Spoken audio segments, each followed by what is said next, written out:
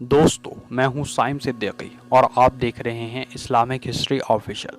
حضرت عمر رضی اللہ تعالیٰ عنہ جن کے پاک نام پر آج مسلمانوں کو فخر ہے اور جن کے جوش ایمانی سے آج 1300 ورش بعد تک کافروں کے دل میں خوف ہے، اسلام لانے سے قبل مسلمانوں کے مقابلے اور تکلیف پہنچانے میں بھی ممتاز مشہور تھے۔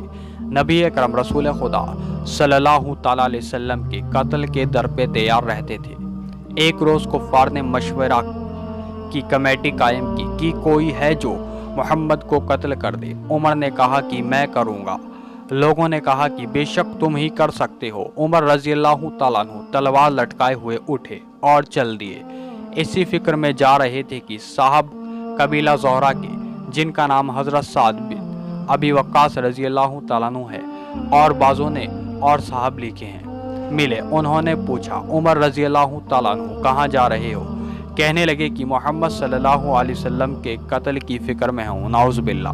سعد نے کہا کہ بنو ہاشم اور بنو زہرہ اور بنو عبد مناف سے کیسے مطمئن ہو گئے؟ وہ تم کو بدلے میں قتل کر دیں گے۔ اس جواب پر بگڑ گئے اور کہنے لگے کہ معلوم ہوتا ہے تو بھی بے دین یعنی مسلمان ہو گیا، لا پہلے تجھی کو نپٹا دوں۔ یہ کہہ کر تلوار سونت لی اور حضرت سعد رضی اللہ تعالیٰ عنہ بھی یہ کہہ کر کہ ہاں میں مسلمان ہو گیا، تلوار سنبھال لی۔ دونوں طرف سے تلوار چلنے کو تھی کہ حضرت سعد رضی اللہ تعالیٰ عنہ نے کہا کہ پہلے اپنے گھر کی تو خبر لے، تیری بہن اور بہنوئی دونوں مسلمان ہو چکے ہیں۔ یوں سننا تھا کہ غصے سے بھر گئے اور سیدھے بہن کے گھر گئے۔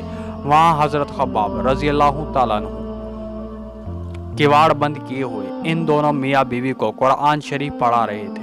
حضرت عمر رضی اللہ تعالیٰ عنہ نے کواڑ کھلوائے۔ ان کی آواز سے حضرت خباب رضی اللہ تعالیٰ عنہ تو جلدی سے اندر چھپ گئے اور صحیفہ کتاب بھی جلدی میں باہر ہی رہ گیا جس پر آیت قرآن لکھی ہوئی تھی۔ ہمشیرہ نے کواڑ کھولے۔ حضرت عمر رضی اللہ تعالیٰ عنہ کے ہاتھ میں کوئی چیز تھی جس کو بہن کے سر پر مارا، جس سے سر سے خون بہنے لگا اور کہا کہ اپنی جان کی دشمن تو بھی بد دین ہو گئی۔ اس کے بعد گھر میں آئے اور پوچھا کہ کیا کر رہے تھے؟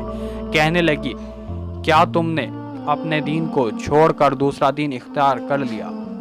بہنوئی نے کہا کہ اگر دوسرا دین حق ہو تب یہ سننا تھا کہ ان کی داڑھی پکڑ کر کھینچی اور بے تحاشا ٹوٹ پڑے اور زمین پر گرا گرا کر خوب مارا۔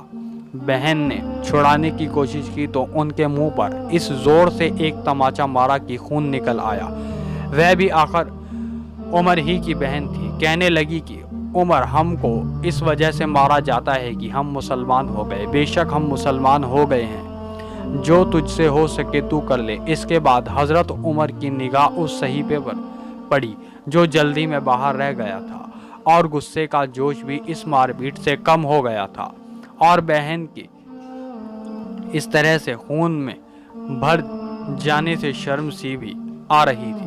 کہنے لگے کہ اچھا مجھے دکھلاؤ یہ کیا ہے؟ بہن نے کہا کہ تو ناپاک ہے اور اس کو ناپاک ہاتھ نہیں لگا سکتے۔ ہر چند اصرار کیا، بہت کہا، مگر وہ بے وضو اور غسل کے دینے کو تیار نہ ہوئی۔ حضرت عمر رضی اللہ تعالیٰ عنہ نے غسل کیا اور اس کو لے کر پڑھا۔ اس میں سورۃ طٰہٰ لکھی ہوئی تھی۔ اس کو پڑھنا شروع کیا۔ کہنے لگے کہ اچھا مجھے بھی محمد صلی اللہ تعالیٰ علیہ وسلم کی خدمت میں لے چلو۔ یہ الفاظ سن کر حضرت خباب اندر سے نکلے اور کہا کہ اے عمر تمہیں خوشخبری دیتا ہوں کہ کل شب پنج شبہ میں حضور اقدس رسول خدا صلی اللہ تعالیٰ علیہ وسلم نے دعا مانگی تھی کہ یا اللہ عمر اور ابو جہل میں جو تجھے زیادہ پسند ہو اس سے اسلام کو قوت عطا فرما۔ یہ دونوں قوت میں مشہور تھے۔ معلوم ہوتا ہے کہ حضور رسول خدا صلی اللہ تعالیٰ علیہ وسلم کی دعا تمہارے حق میں قبول ہو گئی۔